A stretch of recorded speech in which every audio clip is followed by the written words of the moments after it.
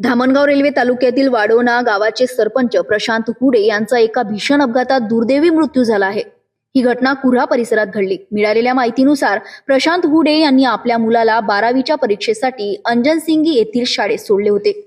त्यानंतर ते एका नातेवाईकांसोबत कुऱ्हा येथे शंकरपट पाहण्यासाठी गेले होते। दरम्यान त्यांच्या शाईन दुचाकीला समोरून येणाऱ्या मालवाहतूक चारचाकी वाहनाने जोरदार धडक दिली। धडक इतकी भीषण होती की प्रशांत हुडे यांचा जागीच मृत्यू झाला। या अपघातात सोबत असलेला एक युवक गंभीर जखमी झाला असून त्याला प्राथमिक उपचारानंतर पुढील उपचारासाठी अमरावती येथे रेफर करण्यात आले आहे। घटनेची माहिती मिळताच कुऱ्हा पोलिसांनी तात्काळ घटनास्थळी धाव घेत पंचनामा केला।